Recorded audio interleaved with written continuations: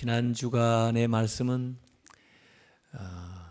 교만하지 말고 겸손해라. 하나님은 교만한 자 대적하시고 겸손한 자에게 은혜 주신다. 그러니 하나님 앞에 자신을 낮추라 하는 그 겸손에 대한 말씀을 드렸습니다. 근데 오늘은 비판하지 마라, 판단하지 마라 하는 교훈의 말씀을 두 절에 걸쳐서 주고 있습니다. 겸손하다 하는 거하고 교만하다 하는 것이 어떻게 삶에서 드러날까? 겸손한 사람들은 다른 사람들을 칭찬하고 인정해 줄 줄 압니다. 반면에 교만한 사람들은 다른 사람들을 비방하고 판단을 합니다. 그래서 사실 오늘 본문은 교만하지 마라 이렇게 볼 수가 있는 거죠. 교만함의 그 표시는 다른 사람들을 판단하고 비방하는 것으로 나타나기 때문이죠. 그래서 우리가 더 겸손하려면 다른 사람들 판단하지 않는 것입니다. 다른 사람들 비난하지 않는 것입니다. 사막의 교부들의 이야기 가운데 이런 이야기를 읽어봤어요. 교부가 외출을 했다가 집으로 돌아와 보니까 어떤 사람이 짐을 부지런히 옮기고 있어요. 가만히 보니까 자기 방에서 물건을 가지고 가는 거예요. 도둑이죠. 그런데도 이 교보가 와가지고 야단치지도 않고 도둑이야! 그렇게 소리 지르지도 않고 물건 나르는데 힘들어 보이시는데 도와드릴까요? 그렇게 해달라고. 그래가지고 부지런히 같이 날라주었다는 그런 얘기가 있어요. 판단하지 않는 거죠. 또 교우들의 얘기 가운데 어떤 교부는 예배당에 와서 기도를 하고 있는데 또 뒤에 누구나 다 아는 큰 죄를 진 사람이 와서 기도를 한다고 앉아 있습니다. 그러니까 지나가다가 사제가 보고는 그 죄인을 나무라는 거예요. 아니, 당신 같은 사람이 어떻게 여기에 와서 그 성스러운 기도를 한다고 하는 것이냐고, 당장에 이 자리에서 나가라고. 그랬더니 그 사람 나가는데 앞에서 기도하고 있던 교부도 일어나가지고 따라 나가면서 죄인들이 나가야 된다면 나도 같이, 나도 죄인이니까 나가야 되겠다고, 그런 이야기가 전해져 내려오는 겁니다. 우리가 겸손에 이르지 못하는 것은 겸손한 자들에게 허락하신 그 은혜를 받지 못하는 것은 남을 정죄하기 때문에 그렇습니다. 남을 판단하기 때문에 그렇습니다. 남을 비난하기 때문에 그렇습니다. 그래서 오늘 야고보서 4장 11절에는 형제들아 서로 비방하지 말라. 형제를 비방하는 자나 형제를 판단하는 자는 곧 율법을 비방하고 율법을 판단하는 것이라 말씀했습니다. 더구나 형제들아 그랬어요. 형제들아. 아마 이 야고보서는 교회 안에서 형제라고 하면서 서로 비방하고 판단하기 때문에 많은 문제들이, 또 교회 안에서의 분열이, 다툼이 일어나는 것을 보고 있었기 때문에 이런 말씀을 하는 겁니다. 비난하고 판단하는 것은 공동체를 깨트리는 거예요. 가정 안에서도 서로를 비난하기 시작하면 판단하기 시작하면 가정이 깨지는 겁니다. 그래서 이 형제를 비방하고 판단하는 것은 곧 이코르 율법을 비난하고 판단하는 것이다. 이렇게 본문에 이 얘기를 하고 있어요. 왜? 하나님의 법이 우리에게 말씀이 주어졌는데도 불구하고 자기가 마치 법인 것처럼, 자기가 마치 심판자인 것처럼 그 법을 무시하고 자기의 말로 다른 사람들에게 비방하고 판단하기 때문에 그런 거죠. 교만한 사람들은 남을 칭찬하는 걸 보지 못합니다. 또 이렇게 칭찬하면요, 가만히 듣고 있다가 그런데 말이야, 당신이 모르는 게 있어. 그래서 꼭 가르쳐 줍니다. 아니, 당신이 그거 잘못 본 거야. 사실은 말이야. 그리고 딴 얘기를 합니다. 여기 비방하다는 말이 카탈랄레오인데, 헬라어 카탈랄레오라는 말의 뜻은 대항하여 말하다, against 해서 말하는 거예요. 말을 거스려서 말하는 거죠. 대항하여 말하다, 깔보아 말하다, 다른 사람을 낮추어서 무시해서 말하는, 깔보아 말하다, 찔러 말하다, 말로 사람을 찌르는 거예요. 가슴을 찌르는 거예요. 찔러 말하다. 왠지 신앙생활을 오래 하다 보면, 성경을, 율법을 잘 알다 보면 자기 스스로 그 말씀을 더 적용을 해야 되는데 그러지를 않고 다른 사람을 그 아는 말씀 가지고, 그 율법 가지고 판단해요. 다른 사람을 정죄해요. 어느덧 자기가 하나님 자리에 올라가지고 다른 사람들을 전부 심판하는 그런 잘못을 신앙 공동체에 속한 사람들도 할 수가 있습니다. 그래서 아우구스티누스가 쓴 서간문에 보면 기독교인의 덕목 가운데 첫째가 뭐냐? 겸손이다. 기독교인들의 덕목 가운데 둘째가 무엇이냐? 겸손이다. 기독교인들의 덕목 가운데 셋째는 무엇이냐? 겸손이다. 겸손하라고 얘기를 하고 있습니다. 세상에서도 보면요, 참 무슨 누가 일을 하고 아름다운 일이 있으면요, 그걸 좋게 봐주질 못하고 그 글 아래다가 악성 댓글을 달아요. 악플을 단다고 그러죠.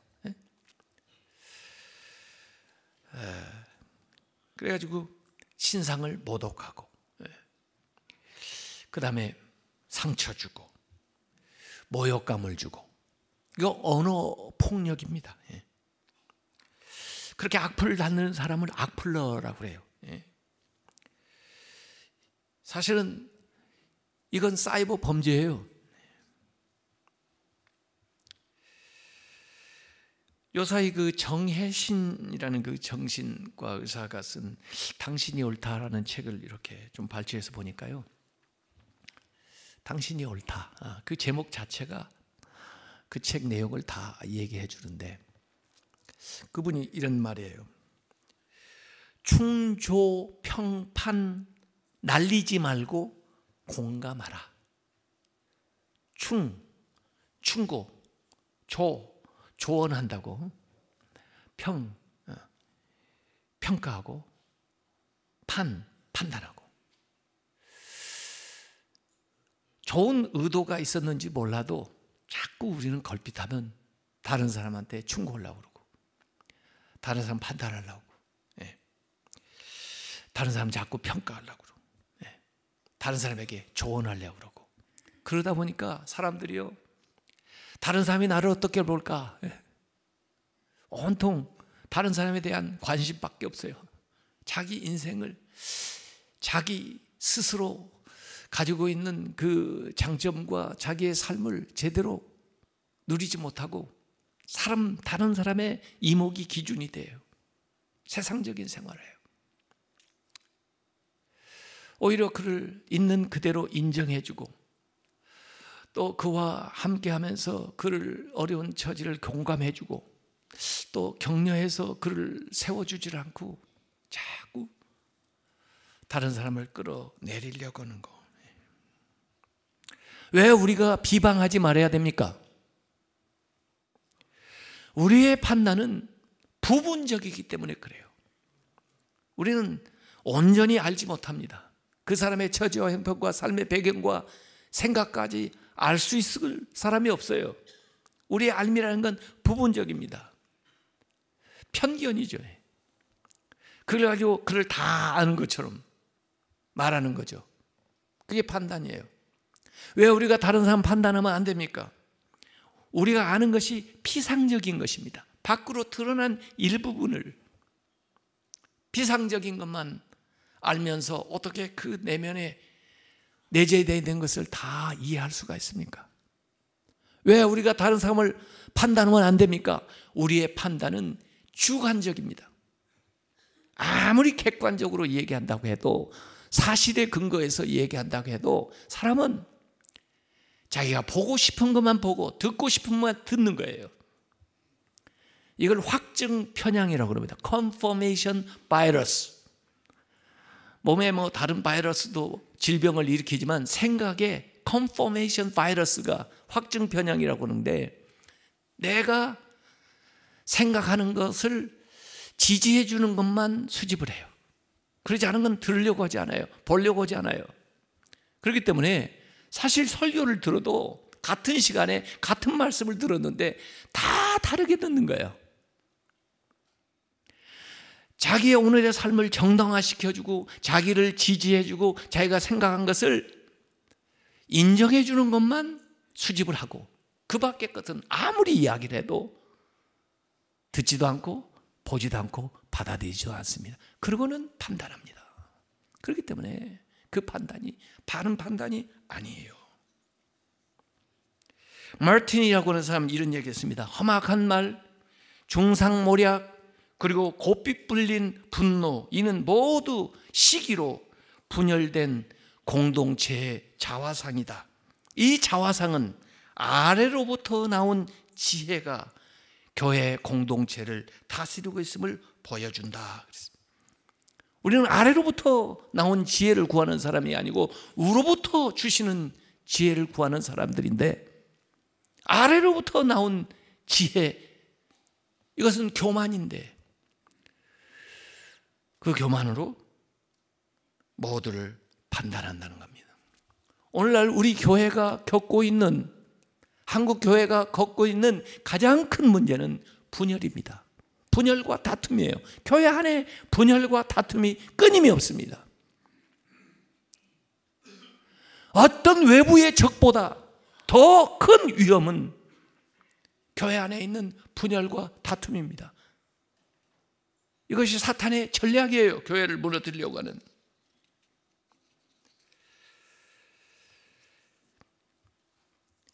교회 안의 일들은 타협으로 해결될 사안들이 아니에요. 회개함으로 해결돼야 될 사안입니다.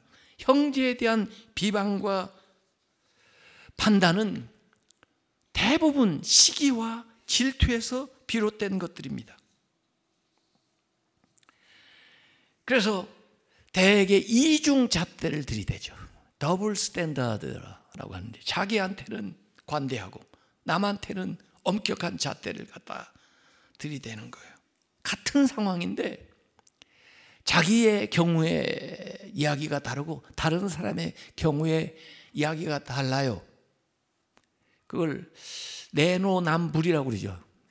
90년대부터 유행했던 정치권 얘기인데, 자기가 하면 로맨스고 남이 하면 불륜이다. 같은 건데 다른 기준을 가지고 이야기를 하는 거예요. 그래서 자기를 자꾸 합류하고 남을 비난하는 겁니다. 오히려 거꾸로 자기에게 엄격하고 남에게 관대해야 되는데, 우리는 남한테는 지극히 엄격하면서도 자기에게는 한없이 관대해요. 제가 그 다윗이 나단의 이야기를 듣고 그 부자와 가난한 자의 이야기를 듣고는 판단한 이야기를 보면은 그게 극명하게 드러나요. 나단은 다윗의 잘못을 어떻게 일깨워 줄까 하고 와서 꾸며낸 이야기를 했는데, 그 부자가 가난한 자의 양을 취했다는 이야기를 듣고는 노발대발해 가지고 세상에 그런 사람이 어디 있냐고, 이건 사형에 해당한다고 사형 판결까지 왕이 내려버렸어요. 누구요? 그랬더니 그게 바로 당신이요. 그런데 사실은 그 부자가 다윗보다 더 악하지는 않아요. 부자는 양 한 마리 가져온 정도지만 다윗은요, 남의 아내를 취하고 그 남의 아내, 그 남편을 살인 교사하고 다시 돌이킬 수 없는, 씻을 수 없는 그런 잘못을 해놓고도 자기가 잘못한 거 모르고 양 한 마리 훔쳐간 보상할 수도 있는 그 부자를 죽을 죄에 해당하다고 판단하는 것이 인간의 판단입니다. 그러니까 얼마나 우리의 판단이 자기중심적인가 하는 것을 알 수가 있어요. 저 오늘 11절 말씀에도 네가 이렇게 율법을 판단한다면 율법의 준행자가 아니요 재판관이다, 이렇게 얘기를 했습니다. 율법은, 하나님의 말씀은 지키라고 주신 거예요. 하나님이 주신 거예요. 위로부터 주신 거예요. 우리가 율법을 만든 사람이 아니에요. 우리가 말씀을 만든 제정자가 아니에요. 이 지혜는 하늘로부터 난 거예요. 우리는 그 말씀을 준행해야 될 책임과 의무를 가진 사람들이지, 그 말씀을 가지고 다른 사람을 판단하라고 그 말씀을 준 게 아니에요. 하나님만이 그 말씀의 제정자이시고 하나님만이 그 말씀의 최종적인 재판관이에요. 너나 할 것 없이 모두 다 우리가 어느 순간에는 그 하나님의 말씀 앞에 서게 될 것입니다. 그런데 남을 비방하고 판단하는 사람은 자기가 법이고, 그리고 자기가 하나님이에요. 어느덧 자기가 하나님의 자리에 앉아가지고 그 법을 가지고 다른 사람을 판단하고 있는 것이에요. 그래서 예수님도 산상수훈에 비판하지 말라고 마태복음 7장에 얘기했습니다. 비판을 받지 아니하거든 비판하지 말아라. 너희가 비판하는 그 비판으로 너희가 비판을 받을 것이요. 누구한테? 하나님한테. 결국 너희가 헤아리는 그 헤아림으로 너희가 누구한테? 하나님에게 헤아림을 받을 것이니라, 이렇게 말씀합니다. 그래서 남이 무슨 잘못을 하면 우선 그를 비판하기 전에 여러분 스스로를 비춰보는 거울로 삼아야 돼요. 나는 그런 잘못이 없나. 예수님께서 말씀하셨잖아요. 그에게 티가 보이느냐? 너한테는 들보가 있다, 이거예요. 그에게 티가 있지만 나에게는 들보가 있다, 이렇게 생각하는 사람은 겸손한 사람이에요. 그 사람이 그에게 충고를 한다고 한다면 정말 겸손하게 얘기를 할 거예요. 나는 들보가 있지만 그래도 당신의 눈에 있는 티가 보이네 하면서 일한다면 그 지적을 받는 사람도 그렇게 그 말을 받아들이는데 기분 나쁘지는 않을 거예요. 근데 대개 비판하는 사람은 나한테는 티가 있는지 모르지만 너한테는 들보가 있다, 이 녀석아. 그러고 이 얘기하니까 시작부터 대화가 안 되는 거예요. 받아들일 수가 없어요. 왜? 교만하기 때문에.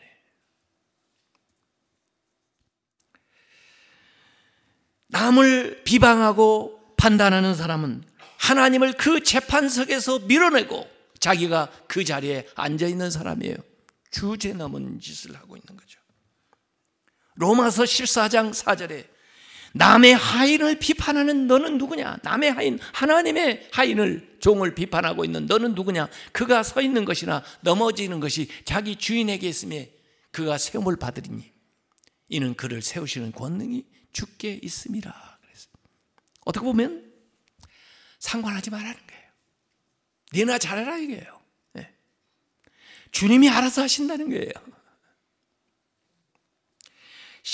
로마서 14장 10절에 내가 어찌하여 너의 형제를 비판하느냐, 어찌하여 너의 형제를 업신여기느냐. 우리가 다 하나님의 심판대 앞에 서리라 그랬어요. 안디레아라고 하는 사람은 이런 얘기했습니다. 비방은 위험천만한 승부다. 비방하는 사람은 자신을 재판관의 자리에 앉히고 스스로 세운 기준으로 다른 사람들을 판단하기 때문이다. 율법을 제정한 이는 하나님이시기에 판단은 하나님의 고유한 특권이다.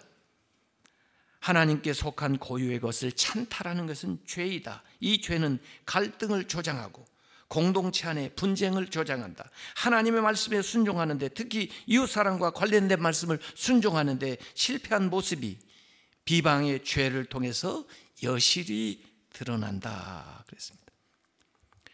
왜 비판하고 판단하는 것이, 율법을 비판하고 판단하는 것인가? 이 율법은 우리에게 사랑을 가르치고 있기 때문에, 이 율법의 정신은 사랑이기 때문에요. 비난과 비판은 이 사랑을 거스르는 것이기 때문에 율법을 비방하고 판단하는 것이 된다는 것입니다. 율법은, 하나님의 말씀은 지키라고 주신 것이지 남을 판단하라고 주신 것이 아닙니다.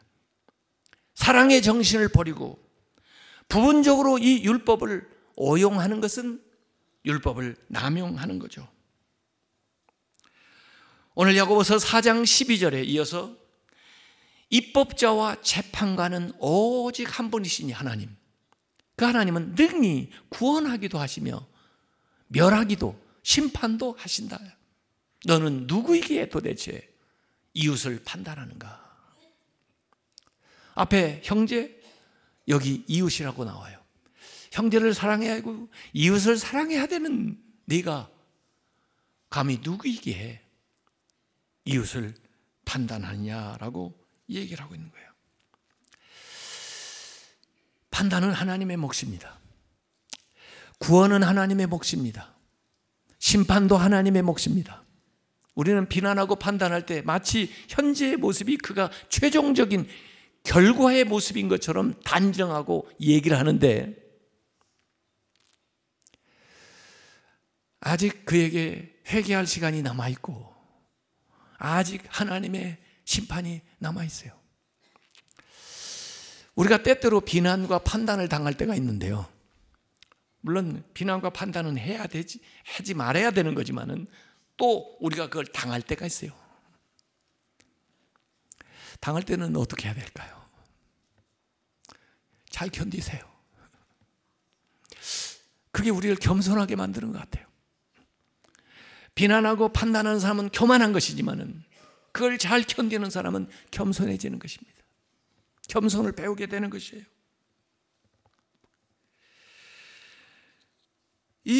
제가 미국에서 공부할 때 보니까 주로 생명공학, 의료윤리 이런 걸 윤리학 분야에서 공부를 하다 보니까 거기에 나오는 단어가 있어요. God play라는 말이 나와요. God play. 하나님 노릇한다는, 하나님 역할극 한다는 거죠. 예. 이를테면 생명공학이나 뭐 유전자 연구하는 사람들이 끊임없이 하나님처럼 전능해지려고 해요. 모든 과학의 연구 성과들을 통해서 자신들이 인간의 운명을 결정하고 세계의 운명을 좌지우지할 수 있는 하나님의 자리에 오르려고 노력을 해요. 그걸 God play 그렇게 얘기해요. 마치 그 최초의 문명이었던 바벨탑 사건, 그걸 보면은 사람들이 모여가지고 탑을 쌓고 하늘에 이르러서 하나님같이, 자 우리가 이렇게 해서 우리의 이름을 내고, 자 우리가 이렇게 하자 하는 것처럼 God play, 하나님 역할극을 한다는 거예요. 남을 판단하고 비난하는 사람도 어느새 자기가 하나님 자리에 올라가지고 하나님 놀이를 하는 거예요.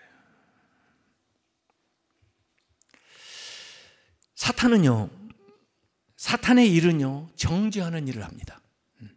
끊임없이 우리를 정죄합니다. 사탄은 교만하기 때문에 계속해서 다른 사람을 판단합니다. 그래서 다른 사람이 칭찬받는 걸 못 봐요. 욥기에 보면은 하나님께서 욥을 칭찬하시니까 바로 사탄이 욥을 고소하기 시작합니다. 정죄하기 시작합니다. 고발자요.